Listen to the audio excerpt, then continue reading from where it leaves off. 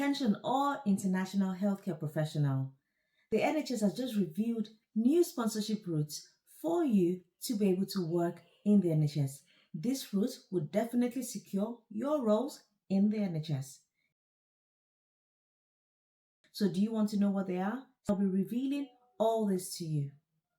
But there's a twist a lot of applicants don't know, and this could be what could break your visa application. If you want to know what these are, stick with me to the end of this video and I'll be revealing what they are to you. I'll show you how to find the role, secure sponsorship, and avoid the mistakes that has blocked a lot of applicants from getting their roles in the NHS. This video is packed with a lot of information that would get you your job in the NHS before the end of 2025. So why does this matter? If you're a nurse, a healthcare professional, even someone that works in social care, and if you're looking to transition to get that sponsorship role in the NHS, this video is the one you need to watch. The update in this video is very vital and very essential for you. And I've been able to create a list of organizations that are sponsoring. If you want to know which organizations are still sponsoring, you would do well to stick to the end of this video to get that information. So what does this mean for you? That means as a qualified healthcare professional that is abroad, you can still secure your role in the NHS before the end of this year, directly from NHS organizations that are currently sponsoring. I would also be breaking down the roles that qualify for you to secure that visa sponsorship, how the process really works, and the single step that would make your application stand out from amongst the thousands of other applications. In a few minutes, I'll be giving you the specific NHS pathway that gives you faster route to UK settlement. Specific NHS pathway that gives you a faster route to UK settlements. And hardly anyone is actually talking about this route. Please stick around to ensure you get that information that you need to secure your settlement in the UK by working in the NHS. So what is the NHS offering now? Across England, Scotland and Wales, and even the Northern Ireland, the NHS Trust are advertising roles that include certificates of sponsorship. If you receive an offer from any one of these NHS organizations, they would be sponsoring your visa by giving you a certificate of sponsorship. Do you want to know the roles that are actually attracting this sponsorship? Medical doctors, training and consultant roles, registered nurses with NMC registration, allied health professionals like your physiotherapists, radiographers and occupational therapists, and select clinical and specialty roles, but this depends on each trust. So you need to ensure that you're checking which trust actually offers these roles. If you fit into any one of these categories, your chances of getting sponsorship is extremely high. So what has changed recently?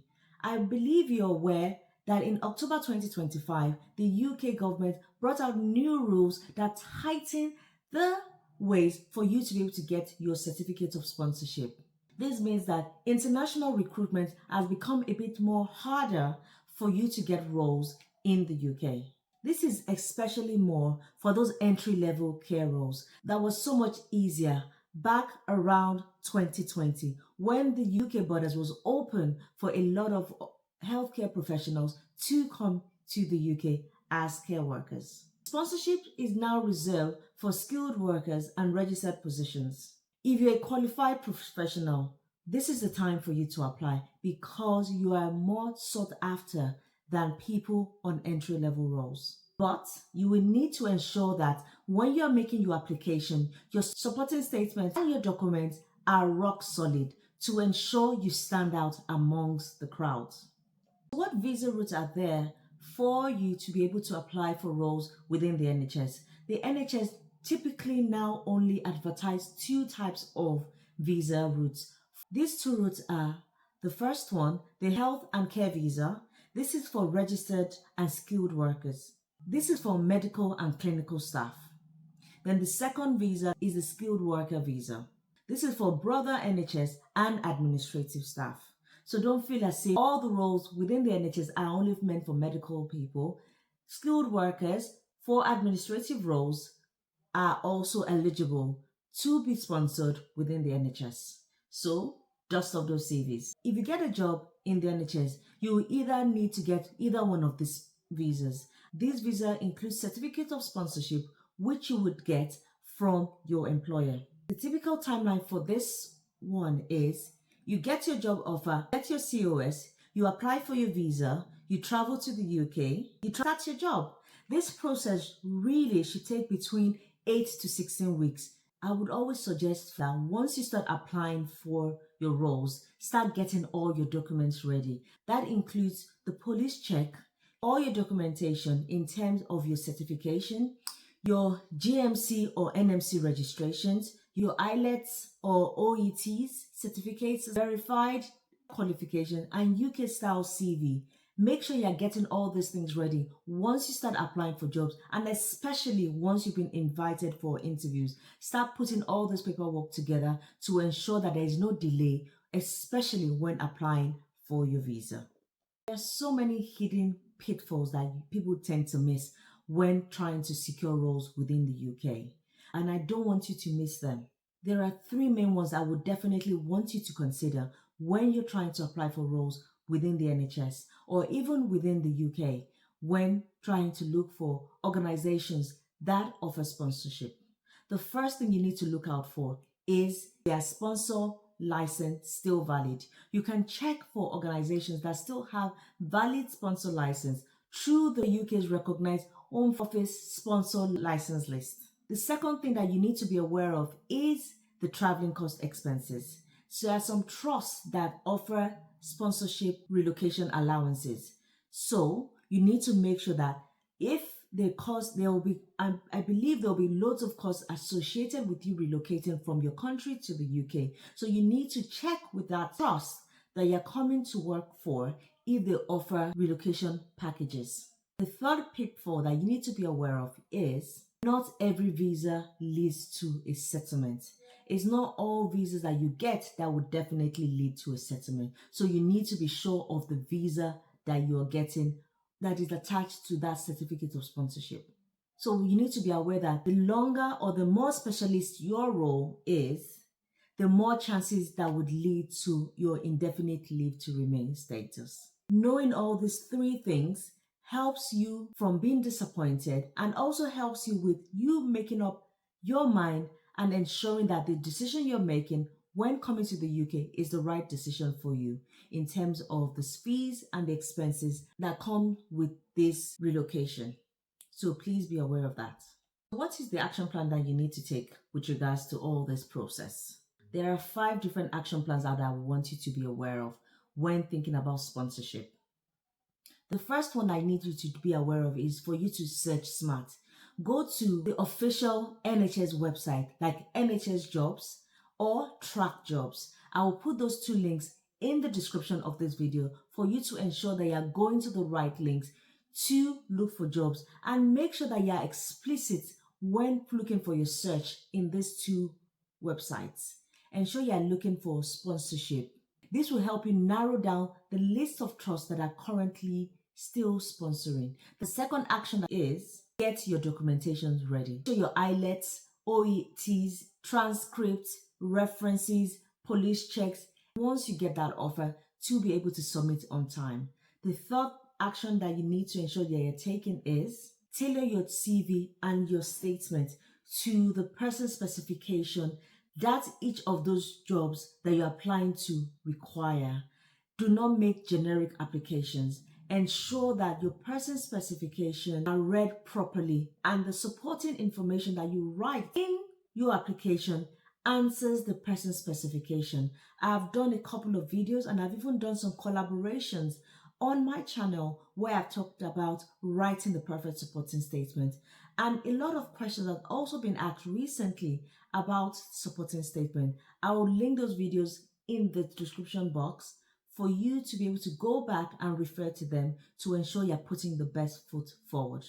The fourth action plan is avoid scams.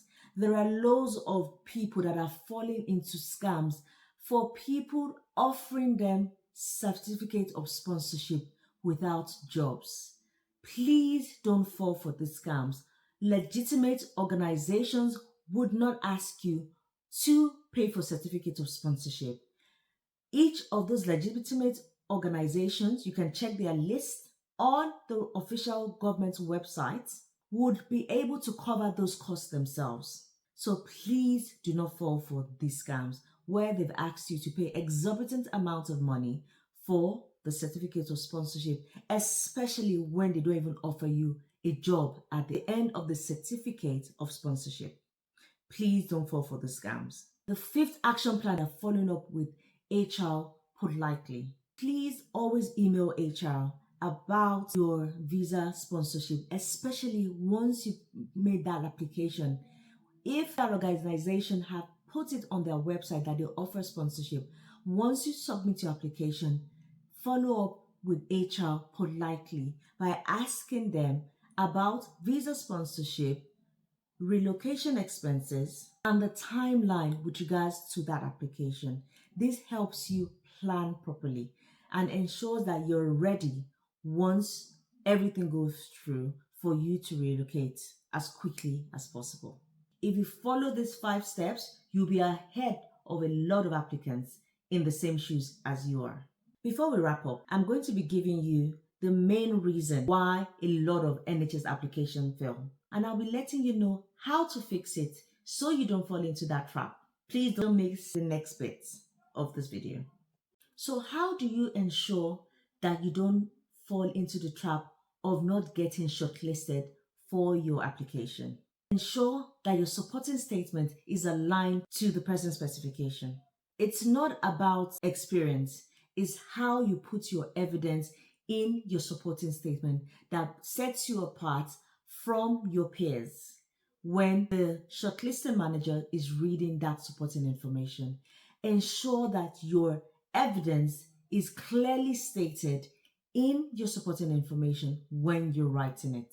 A quick example of this is if they asked you in the person specification and wrote it in this way: work efficiently in a multidisciplinary team. This is how you would answer this your supporting statement. I collaborated with nurses, doctors, and physiotherapists on a 32-bed ward, improving discharge efficiency by 10%. It is short but powerful. You've answered that bullet point perfectly. This sets you apart by providing the evidence of how you've worked in a multidisciplinary team. You see, simple and straight to the point. So there you have it. We've come to the end of this video, but just something for you for staying till the end of this video. I've created something for you.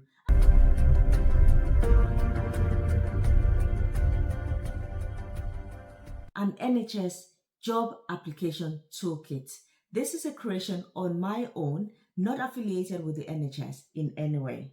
This is from years of experience of sitting on interview panels and shortlisting candidates for roles within the NHS. It includes professional CV templates and mapping, person specification mapping sheet, which you can use to tailor your supporting information for your NHS application. A lot of my clients that have lost out on roles because their supporting statement doesn't align perfectly with the person specification. I'm giving you this person specification mapping to help you structure your supporting information perfectly. But let's be honest, a lot of professionals, even with this help, are unable to write out this perfect supporting statement, and that is where I come in. I offer paid one-to-one coaching where I help you craft your supporting statement and also prepare you for those interviews within the NHS. So if you're serious about landing your next role in the NHS before the end of 2025, you would do well to contact me, especially writing that perfect supporting information. This is one step closer to you securing that job. And once you've been shortlisted, I offer you one-to-one coaching where I offer scenario-based and competency-based questions, one-to-one interview style, where I also score you and give you a real insight into how you sound to an interviewer during that session. Spaces are always limited each month. So if you're serious about getting that next role and you have an interview or a deadline, so a job application is coming out, you would do well to reach out to me as soon as possible.